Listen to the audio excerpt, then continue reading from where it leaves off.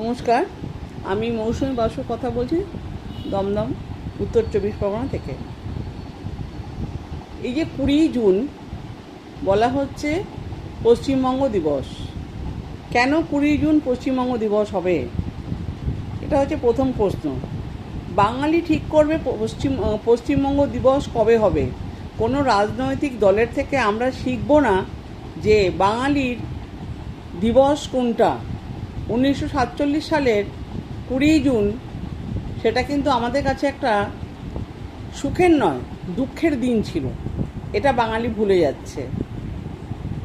1956 সালের 4 মে যে ভাষা নিয়ে বাঙালির সত্তাকে বাঁচিয়ে রাখার জন্য আন্দোলন হয়েছিল, সেই দিবসটাকে ধরা হচ্ছে না।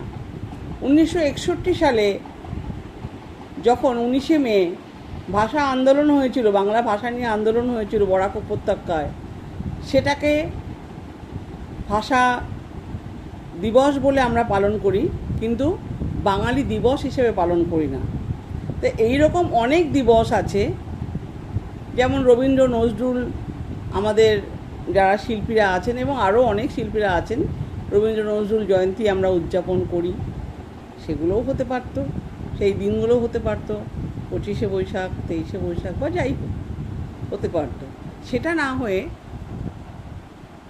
রাজনৈতিক প্রেক্ষাপটে এসে বিভিন্ন রাজনৈতিক দলগুলো বিভিন্ন সময়ে আসছে এবং তারা একটা একটা করে দিবস তাদের নিজেদের মতো করে ঠিক করে দিচ্ছে।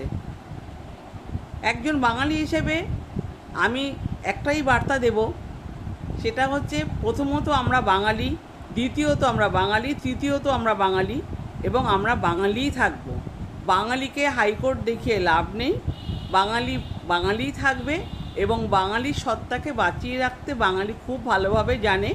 অতএব রাজনৈতিক ফায়দা তুলতে এসে আপনারা যে ফসল তুলছেন, তুলে নিয়ে ঘরে যান।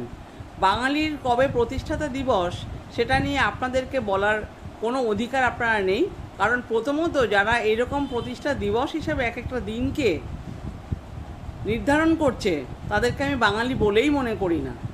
অবাঙালিদের সঙ্গে এরা সংযুক্ত হয়ে বাঙালিকে কোণঠাসা করার জন্যে যে অভিপ্রায় এদের সঠিক অভিপ্রায়ে পৌঁছানোর জন্য চেষ্টা করছে, সেটা কিন্তু বাঙালি কোনোদিন সফল হতে দেবে না। এবং আমাদের কোনো দিবস এখনও ঠিক হয়নি। আমাদের একটাই দিবস, সেটা হচ্ছে সমস্ত বাঙালির যেদিন এক হয়ে বাংলায় থাকবে, একে অপরের সঙ্গে থাকবে, সেটাই হচ্ছে বাংলার দিবস। জয় বাংলা।